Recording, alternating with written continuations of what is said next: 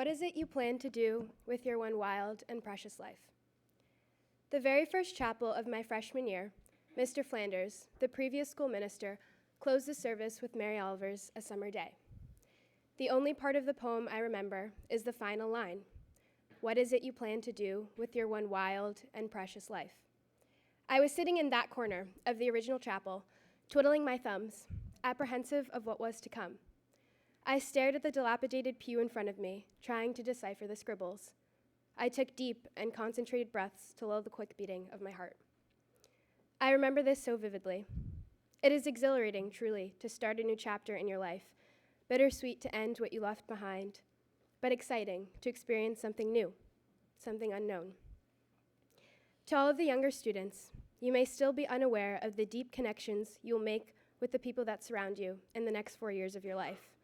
Look around. These are connections you will forever cherish and people you wish you could have more time with when time is of the essence.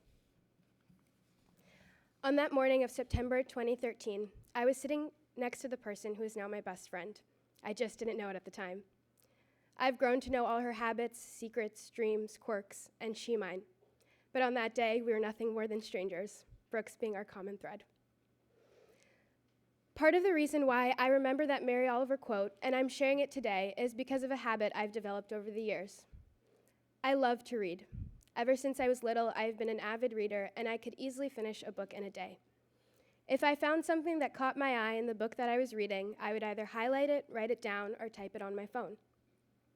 So when I was trying to figure out what to talk about today that would speak to people, even some of the people I don't really know, I naturally went to the quotes, because I found myself in the humanity of others. Certain things I've read have encapsulated my experiences in ways I couldn't have said better myself. When words on a piece of paper written by someone you probably don't know speak to you, it means that on the most basic and primal level, we are the same. No matter the color of our skin, what God we pray to, who we love, or what we do, we have the same feelings, fears, and aspirations. Literature encapsulates the human condition, our common thread. Have you ever heard a song or watched a movie and said to yourself, oh my God, this is so me? Well, I hope that these 5 beloved quotes of mine speak to your humanity as they did to mine. 1, what is it you plan to do with your one wild and precious life? As I mentioned at the start of my speech, this quote is one of my first memories at Brooks.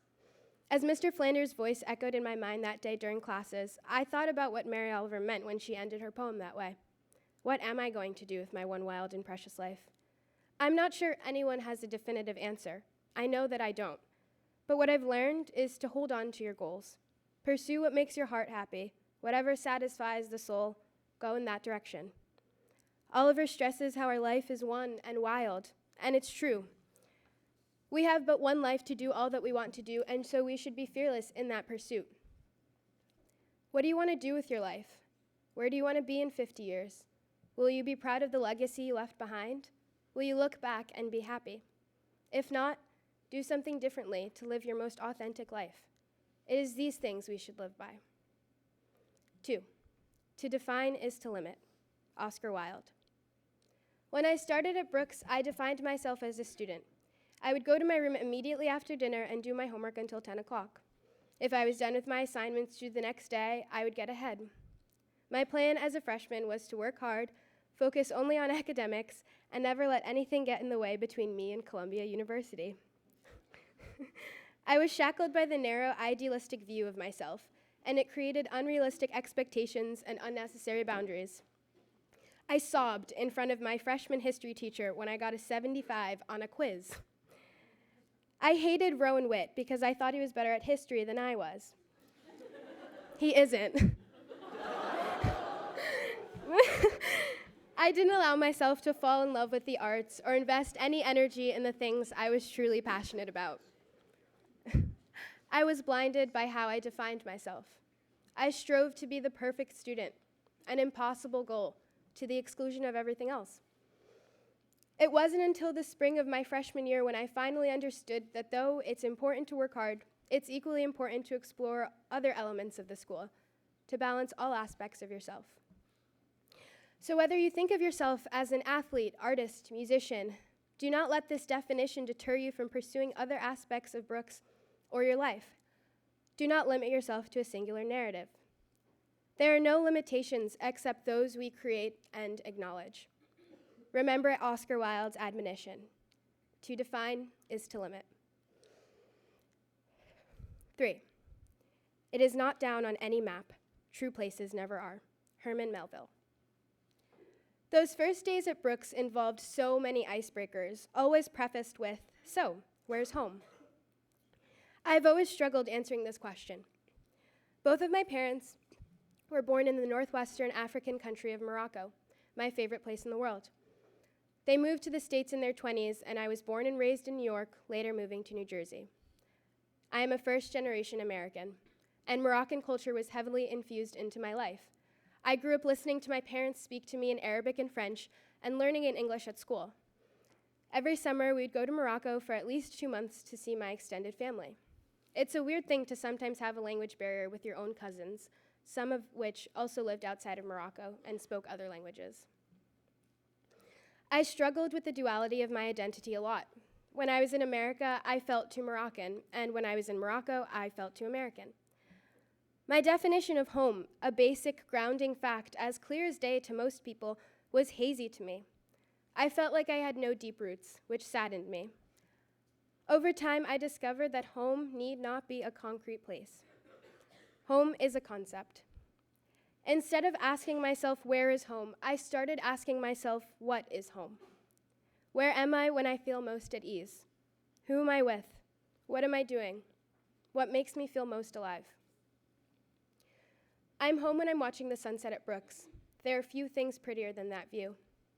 I'm home when it's 2 a.m. in Merriman and I'm breathless and rolling on the floor because of how much we're laughing. There's nothing I'll miss more than playtime. I'm home when I see my grandpa smile in awe of his whole family when we gather at the table in his house in Morocco. I'm home wandering the streets of New York. I'm home when I hug my sister after not seeing her for 3 months. And I'm home when I'm surrounded by my family and the people I love and the people who have made me who I am today. Where are you when you feel most at ease? Who are you with? What are you doing? Where's home? It is not down on any map. True places never are. In French class last year, we read a novel titled The Little Prince by Antoine de Saint-Exupéry. In it is a little boy who leaves behind his planet to explore other worlds. He befriends a fox who takes him to a rose garden, which makes him nostalgic for the beloved rose he left behind at home. The clever fox helps shift his attitude by explaining that the rose itself isn't what is important, which brings me to number 4. Quote, "It's the time you spent on your rose that makes your rose so important." I think I'd translate that to Brooks' terms as this: the process matters as much as the product. The most important growth and change comes from everything you go through. It's not where you go, it's how you get there. During my junior year, I began to get frustrated at the complacency of my grades. They weren't bad by any means, but it is natural to hold ourselves to higher standards. I am an overthinker, and I convinced myself that I would not get into any college with the grades I had. This in turn would mean I would never get a job and I would never be able to support myself. This mentality, coupled with my anxiety, actually affected my performance and caused my grades to drop. I had to start learning because I love to learn. Memorizing material to regurgitate on a test wasn't serving me well. I was too focused on getting good grades that I forgot what it truly necessitated. The journey teaches us far more than the destination does. Whatever your rose is, a dream college, job, grade, role, championship title, you are better because of the work you put into achieving it, not because you eventually have that title. Every tear, every late night, early morning, exhausting day is what makes us a better person. In retrospect, we learn that these things were worth it, and in actuality, a small price to pay. Effort will never betray you. Yes, your diploma, degree, or job title are your goals, but it is the work that went into earning them that makes you better. 5. I know not all that may be coming, but be it what it will, I'll go to it laughing. Herman Melville. It is only natural to want to have control of everything, but the reality is we cannot. All we can really do is have a positive outlook. We cannot determine the future, but we can shift our mindsets to be more optimistic and more welcoming. Everything falls into place. It all sorts itself out. When I think about this Melville quote, I immediately think about when my 2-year-old cousin was really sick. He had no idea what was going to happen the next day, and he didn't understand chemo, and he didn't understand what was going on, but he began each day with a smile and a chuckle. He was never scared of tomorrow. He taught me that this is the only way to live. Nowadays, I think a lot about what's ahead and everything that has led me to this point. We're about to walk away from here, separately, and we don't know what's to come. Those who are staying at Brooks head into the summer and then into the next iteration of themselves here next year. Embrace every journey. Keep looking forward, but take all you've learned and experienced with you. Wherever you may roam, experiences are creating a more well-rounded being in you. To the class of 2017, we are off to our respective places in the fall. That feeling of apprehension and exhilaration I felt that first day of freshman year is about to come back and greet me and many of us for another time. We're about to do it all over again. But new chapters are exciting and unknown. We're going to meet strangers who will become our best friends. We're going to live out our one wild and precious life. We are not going to let definitions limit us or hinder us, and we will understand that true places are not down on one map, but rather in our heart. We will know that the time we spent on our rows is what makes our rows important.